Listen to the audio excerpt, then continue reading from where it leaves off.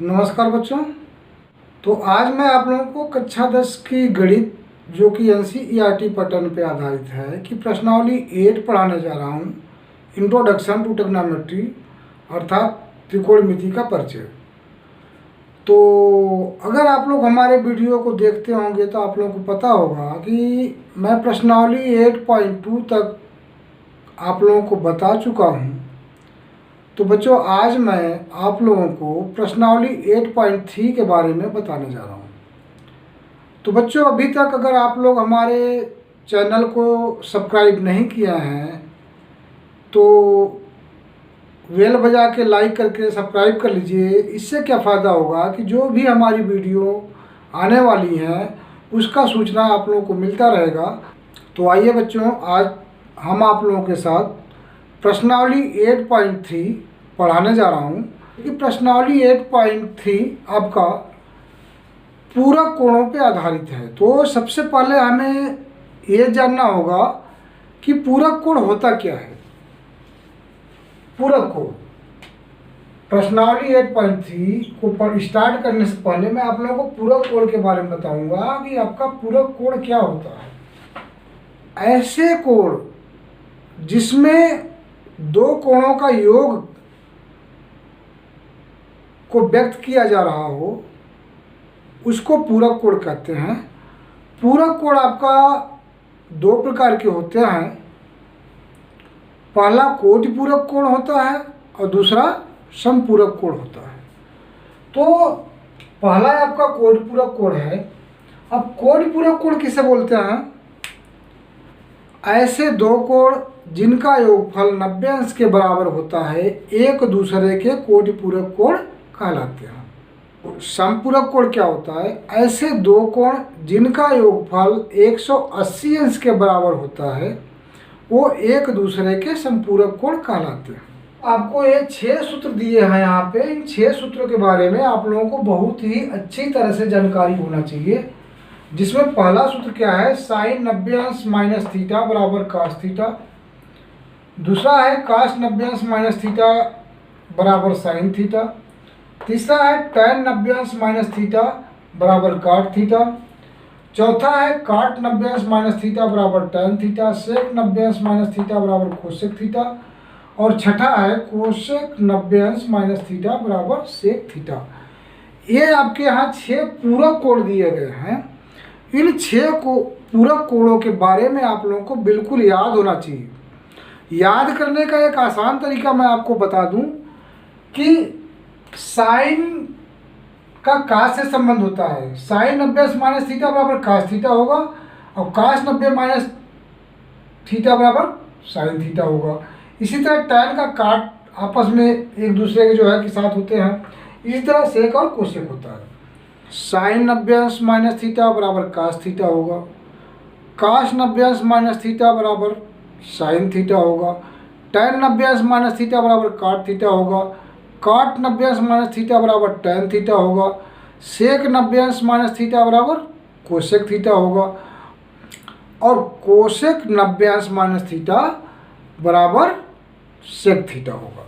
तो इस प्रकार से जो ये 6 पूरक कोण दिए हुए हैं इनके बारे में आपको बिल्कुल पता होना चाहिए। अच्छा, ये जो है कि आपको कैसे निकाला गया है ये आपको यहाँ नहीं समझना है, बल्कि सिर्फ और सिर्फ आपको ये 6 सूत्र याद होना चाहिए, क्योंकि इन्हीं 6 सूत्र के माध्यम से आप लोगों को प्रश्नावली 8.3 समझाया जाएगा। तो आइए हम प्रश्नावली 8.3 पहला सवाल है नंबर 1। इसमें बोल रहा है कि निम्नलिखित का मान ज्ञात कीजिए। पहले का पहला दिया हुआ है साइन 18 अंश अपान कास 72 डिग्री इक्वल टू साइन 18 अंश को हम क्या लिख सकते हैं? इसको हम लिख सकते हैं साइन ब्रैकेट में 90 अंश माइनस 72 अंश। क्यों? अगर 90 में से 72 घटाओगे तो 18 डिग्री ही आएगा। तो इसको हमने बदल के लिख दिया इसी 18 अंश को ही हमने 90 माइनस 72 लिख दिया। फिर बटा cos 72 डिग्री इक्वल टू, अब देखो साइन यहाँ 90 माइनस थीटा हो गया, यहाँ पे आपका साइन 90 माइनस थीटा बराबर क्या होता है, cos थीटा। तो इसके बराबर हम लिख सकते हैं इक्वल टू cos 72 डिग्री अपान नीचे भी cos 74 डिग्री।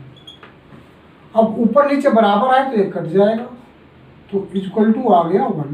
ये आपका आंसर हो गया। कितना आ गया, 1 आ गया, तो 1 आपका आंसर हो गया। इस तरह से इसका मान ज्ञात हो गया। अब दूसरा क्या है आपका, पहले का दूसरा दिया है आपका tan 26 डिग्री बटा cot 64 डिग्री। अब tan 26 डिग्री को हम क्या लिख सकते हैं, इक्वल टू tan ब्रैकेट में 90 डिग्री यानी 90 डिग्री माइनस 64 डिग्री। 64 डिग्री क्यों, 90 में से 64 घटाओगे 26 डिग्री ही आएगा। इसके बटा cot 64 डिग्री दिया हुआ है, सॉरी बटा cot 64 डिग्री इक्वल टू, अब ध्यान दो tan 90 minus theta equal to cot theta, तो इसके बराबर हो जाएगा cot 64 degree upon cot 64 degree. अब ऊपर नीचे दोनों बराबर है तो कट के आ गया 1, तो ये बराबर हो गया 1। ये आपका आंसर हो गया। तो इस तरह से दूसरे का भी आंसर 1 आ गया। अब आगे तीसरा cos 48 degree minus sine 42 degree equal to, cos 48 को हम क्या लिख सकते हैं, cos इक्वल टू cos 48 को हम लिख सकते हैं 90 अंश माइनस 42 अंश। क्यों लिख सकते हैं, इसलिए लिख सकते हैं कि जब 90 में से 42 घटाओगे तो 48 आएगा, माइनस साइन 42 अंश equal to cos 90 minus theta बराबर साइन थीटा, तो इसके बराबर हो जाएगा equal to sine 42 degree minus यहाँ भी दिया था साइन 42 डिग्री। अब देखो ये दोनों बराबर है तो ये कट गया, तो इसके बराबर आ गया 0। ये हो गया आंसर। अच्छा बच्चों एक बात ध्यान देना आप लोग, जब ऊपर नीचे कटता है तो इसका मतलब भाग दिया जा रहा है, तो जब ऊपर अंश और हर में दोनों का जो है कि मान अगर बराबर होता है तो भागफल हमेशा 1 आता है। लेकिन यहाँ पे क्या है कि इसमें से इसको घटाया जा रहा है, तो जब दोनों बराबर है तो घटाना में क्या होता है, उसका मान 0 हो जाता है। तो इस तरह से आपका तीसरे का मान 0 आ गया, ये आंसर हो गया। अब आगे पहले का चौथा है कोसेक 31 अंश माइनस सेक 59 अंश। तो ध्यान से देखना, इस कोसेक 31 अंश को हम क्या लिख सकते हैं, इक्वल टू कोसेक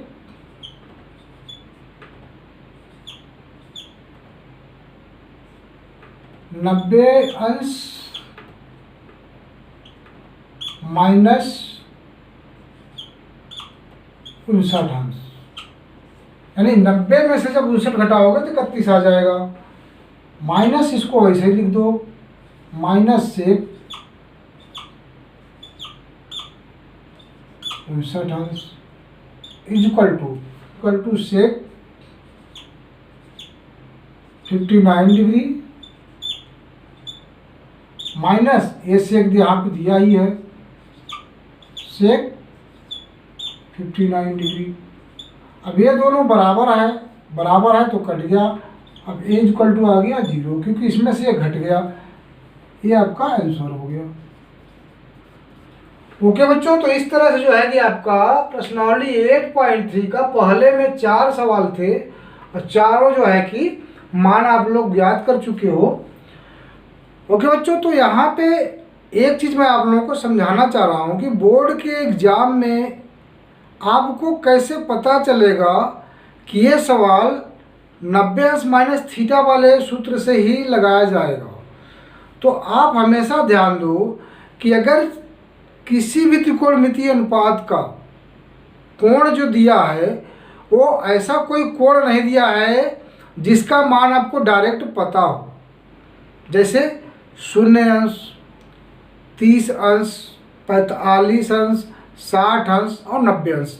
अगर इनके अलावा कोई और कोण दिया है तो तुरंत आप सोच लो कि ये जो है कि 90 अंश माइनस थीटा वाला सूत्र लगा करके ही ये सवाल लगाए जाएंगे।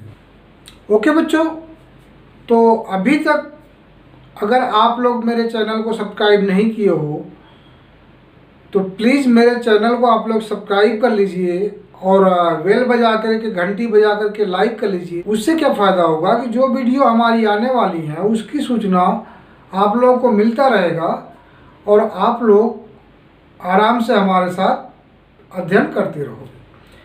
ठीक है बच्चों, तो आज मैं आप लोगों को यहीं तक पढ़ाऊँगा, आगे मैं जो है कि नेक्स्ट वीडियो में बताऊँगा। ओके, धन्यवाद।